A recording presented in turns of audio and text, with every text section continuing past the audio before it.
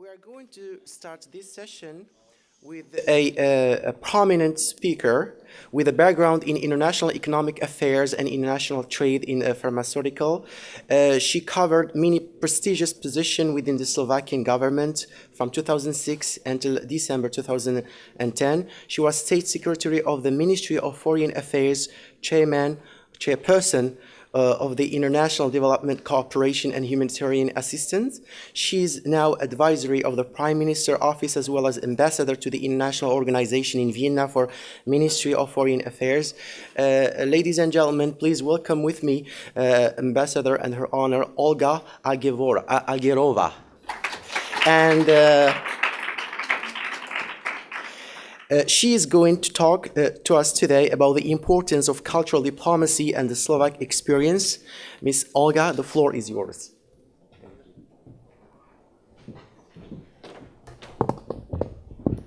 Thanks. Good afternoon, ladies and gentlemen, distinguished guests. I wish to thank, first of all, the Institute for Cultural Diplomacy and especially its director and founder, Mr. Mark Donfried, for inviting me here today. The ICD, under his leadership, is doing an outstanding job in building trust, mutual understanding among nations and states by way of cultural diplomacy, by trying to develop more research, more teaching, and more programs in this evolving field with rapidly growing international interest. The involvement of non-governmental organizations such as the ICD also shows that the field of cultural diplomacy is becoming less of a strictly government-owned process and gaining greater focus from the civil society, helping to build knowledge around this important subject, share experience and best practices, and create synergies for future cooperation. Again, I'm very pleased to be here in this fabulous city of Berlin among so many interesting people, politicians, diplomats, scholars, artists, journalists, and civil society practitioners from across the world. Throughout my career, I attended in various capacities many discussions and meetings that were aimed at exploring the linkages between the different subjects of groups and strengthening of global peace, security, or development. This is the first time that I'm speaking at a conference highlighting how music and arts are able to contribute to this goal. Ladies and gentlemen, music and arts played always a significant role in highlighting social inequities and inspiring people towards the enhancement of peace and justice in our societies. But the question is, how can music and arts not only enhance our vision of peace, but meaningfully contribute to promoting democracy, peaceful conflict resolution, and building a sustainable culture of peace in the world?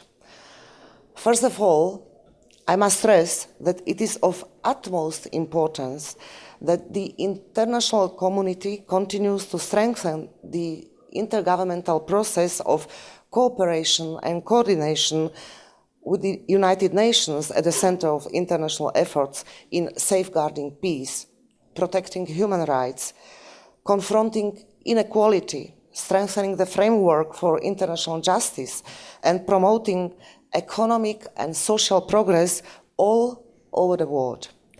It is the only way to address issues that transcend national boundaries and cannot be resolved by any nation acting alone in today's globalized world, no matter how powerful it is.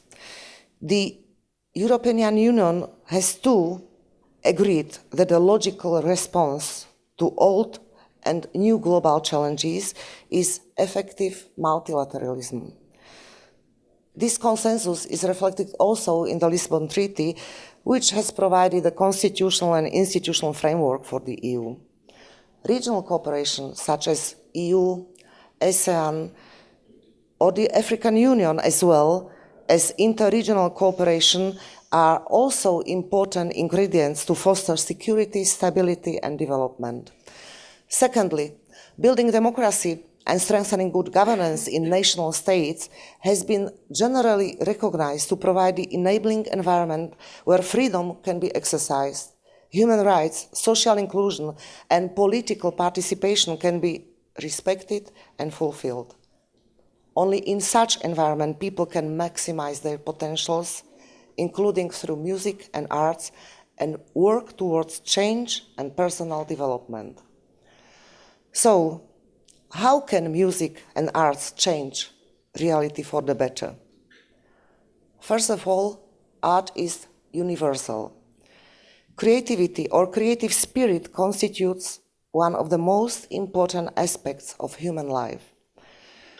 Most people are susceptible to the beauty of art, whether it is visual, audible, written, or performing art. Art can happen anywhere and is capable to bring people together. Because art is uniquely human and limitless, it can transcend the boundaries. Art can expose different people to different cultures that they would otherwise never know. This encourages tolerance, respect for diversity, and ultimately respect of difference. Art can detect and expose violence and conflict. Take, for example, the European avant-garde movement, the Dadaism of 1930s, that was protesting the brutality and senselessness of the First World War. Or consider the prominent role of certain musicians and artists in the 1960s anti-war movement in the United States.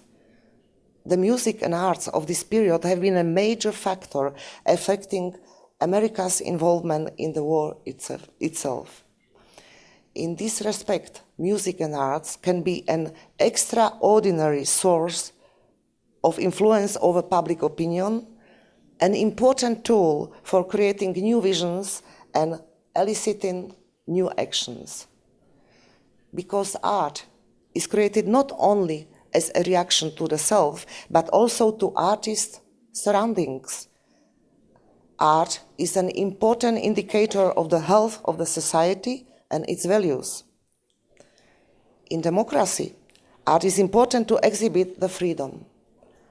Art and music play an important role in advocating respect for human rights, preventing violence, building trust, and promoting reconciliation.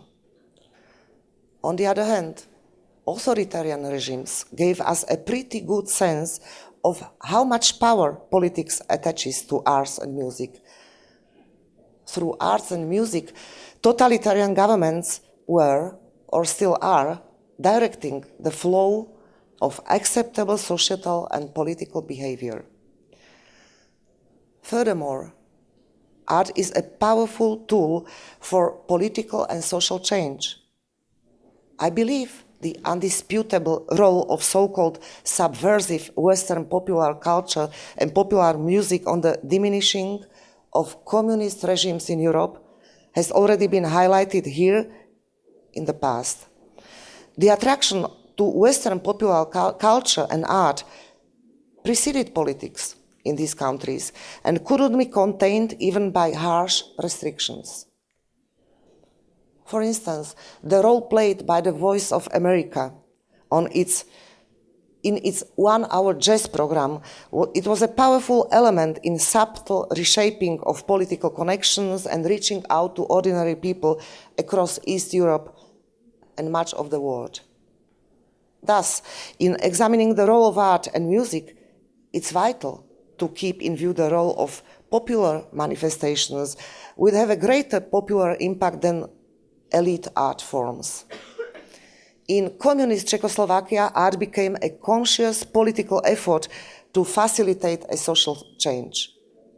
Creative writers, musicians, and actors in Czechoslovakia in the 1960s played a prominent role in the political and social reform movement that resulted in the Prague Spring of 1968.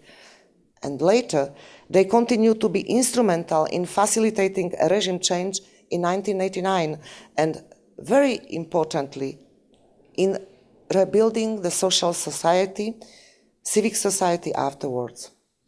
Last but not least, with the advancement of new information technologies and media, the reach of art is becoming increasingly global, and so is its impact.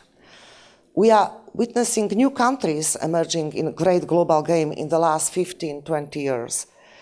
Art and music are important communicators of the changing face of the societies, cultural landscape, and national identities that is happening around the world. With economic and technological changes in the world, we are also opening new cultural venues that are providing for a greater diversity of cultural voices. We are discovering modern art being created in Iran, Tajikistan, or Afghanistan. We see new epicenters of the global art markets and new leaders in the museum and art collection industry establishing themselves. Social networking, people-to-people contacts, and sharing is also increasingly helping us to understand cross-cultural differences and how they shape the use of technology in return. Ladies and gentlemen, first of all, allow me to make a few general remarks on the role of culture in foreign affairs. I believe it was the former Chancellor of the Federal Republic of Germany, Mr. Willy Brandt, who said in 1966 that culture was the third pillar of foreign policy. Since then, and especially in the last 2 decades, the transformative effects of cultural work or cultural diplomacy have been increasingly recognized and utilized in international affairs alongside politics and economy. More and more countries around the world are reinforcing the cultural diplomacy as a vital element in their external relations. Major international organizations active in the field of culture have intensified their work in promoting cultural diversity and cultural exchanges. For instance, in 2005, the UNESCO adopted a convention on the protection and promotion of the diversity of cultural expressions, which became the first standard-setting instrument that puts culture and development at its core. The European Union, too, has been working on a new agenda for culture in order to reinforce the cultural dimension as a vital element of EU external relations. In May 2011, the European Parliament approved the resolution on the cultural dimensions of the EU external actions, which, inter alia, calls for the streamlining of EU cultural policies and more efficient and effective coordination of its external and cultural action. In 2005, the United Nations Alliance of Civilizations initiative was introduced with its core mission of addressing persistent cross-cultural tensions and divides. In 1998, the UN established the Messenger of Peace program. Since then, many prominent artists of every nationality, age, culture, race, and gender has lent the UN their name and talent for the cause of making the planet a better place for all, ridding it of poverty, hunger, and disease, ensuring environmental sustainability, protecting human rights, and empowering women and girls. I would further like to highlight the significance of cultural work and cultural exchanges carried in the framework of the Visegrad group of countries. As you know, the V4, so-called V4, was created 20 years ago as an initiative of countries which were historically, geographically, and culturally closest to each other in the region and which faced similar challenges and shared similar goals to overcome the artificial division of Europe, undertake democratic transformation, and achieve full integration to EU and NATO for countries Slovakia, Czech Republic, Poland, and Hungary. One of the underlying ambitions of the V4 initiative from early on was to rediscover each other as neighbors after many decades of communist isolation, renew their relationship and foster friendship. Cultural exchanges and cooperation in the field of culture became an essential part of the rapprochement between the communities and institutions of the V4 countries. There was established International Visegrad Fund in 2000 as the only institution of the group with a mission to fund joint projects in the fields of culture, education, scientific exchange and research, youth exchange, cross-border cooperation and promotion of tourism.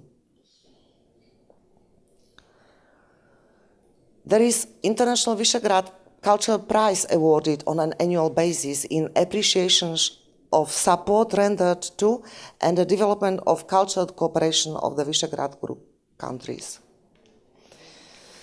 Finally, allow me to also briefly mention the platform for Central European International Cultural Policy, which was founded by Austria, Poland, Czech Republic, Hungary, Slovakia, Slovenia in 2001.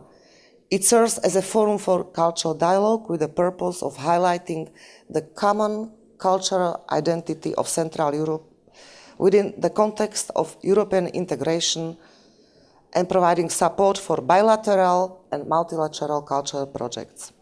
Since its foundation, this platform has supported more than 50 projects worldwide. Let me now briefly turn to the subject of the cultural diplomacy of Slovakia. The Slovak Republic is undertaking a comprehensive diplomacy based on three key pillars of political diplomacy, economic diplomacy, and cultural diplomacy. The first real, but at the same time very important opportunity for cultural diplomacy in my country came when the country was established as an independent state in 1993 after the peaceful dissolution of the Czech and Slovak Federative Republic. Parts of Europe behind the Iron Curtain were generally not so widely known before 1990s, but Slovakia especially was and still is usually associated with the Czech lands. As Slovakia was setting up her infrastructure from the scratch, including the National Bank, ministries, government agencies, and embassies abroad, the fledgling Slovak diplomacy was tasked to effectively communicate to the world that the country is strongly committed to regional peace and stability, to further strengthening its democracy, civil society, implementation of the market-oriented reforms, and very importantly, to the European and transatlantic integration. Culture comes naturally in first place when a new country tries to establish a dialogue, communicate its own set of values, beliefs, and principles. Indeed, Slovak society is very accessible through the channel of art. Thus, after the foundation of the independent state, cultural diplomacy played a crucial role in the overall effort of virtually putting the country on the geographical and mental map of the Europe, in establishing trust and fostering mutual understanding. Cultural work carried out in European countries and elsewhere successfully helped to showcase Slovakia as an integral part of cultural entity of Central Europe, the foundations of which were laid by numerous nations and ethnic groups for centuries. Here I believe Slovakia could possibly make an interesting contribution to the field of research related to cultural diplomacy. It would perhaps make an interesting case to analyze the experience of Slovakia in trying to establish to what extent can culture and cultural diplomacy efficiently help a new country to successfully establish its image internationally. Here we are in 2012, and Slovakia has not only caught up with neighboring countries, it's even overtaking them in some aspects, thanks to the reforms that have been instituted and thanks to the endurance and hard work of its people. My country enjoys positive ratings from international rating companies and gained the best position among the CE countries in the World Bank's Doing Business reports. Slovakia became the first country among the V4 group to adopt the euro currency as its national currency, and the labor productivity in Slovakia is among the highest in Central European region. In the course of years, Slovakia also became an active part of the global culture governance, actively participating in the work of international cultural organizations. At present, Slovakia has 7 sites inscribed in the World Heritage List, 5 cultural and 2 natural. Institutionally, there are 8 Slovak cultural institutes operating abroad, with a permanent presence in Berlin, Budapest, Moscow, Paris, Prague, Rome, Vienna, and Warsaw. Their activities include projects in the arts, education, language, and civil society, among others. At present, the Ministry of Foreign Affairs of Slovakia is considering increasing the number of cultural diplomats abroad, including at our embassies in Belgrade, Brussels, Kiev, London, New York, Washington, D.C., and Beijing. Similarly, the ministry is devoted to strengthening ties between Slovakia and its diaspora abroad, and to also make greater use of the capacity that exists in the network of more than 100 Slovak honorary consuls. And especially honorary consuls can be very helpful in the cultural diplomacy of each country.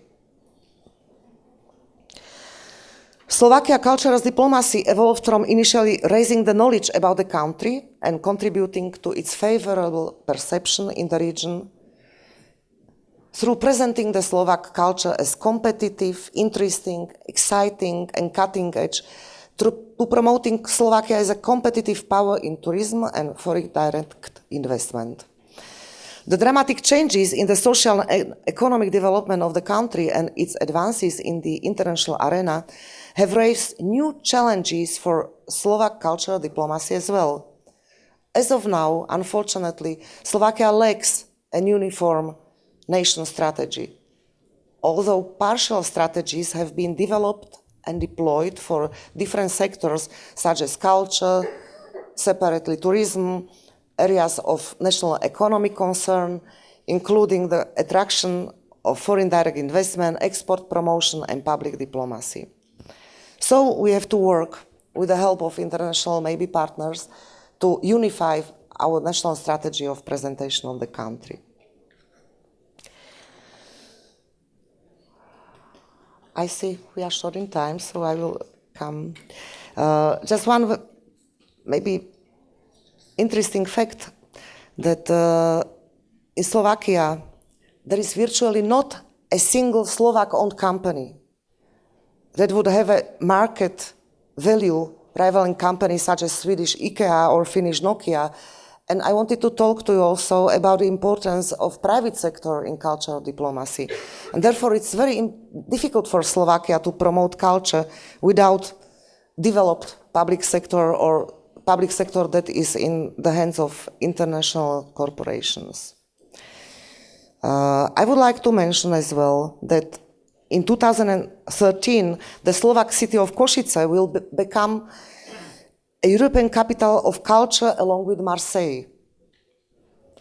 So they are prepared many cultural events in Košice, in Marseille, many cultural exchanges. For instance, in January we start with presence of artists from Marseille, then all night the Triennale of Contemporary Art, New Dance Festival Days, and many more. Thank you once again for giving me opportunity to share with you our national experience of cultural diplomacy. I would like to conclude my presentation with some words of John Abbott, the third Prime Minister of Canada, who said, "Every man's ability may be strengthened or increased by culture." I'm glad to be here today with so many outstanding people who recognize that this message is relevant also today. Thank you very much for your Ambassador, attention. we thank you actually indeed for your participation. Thank you.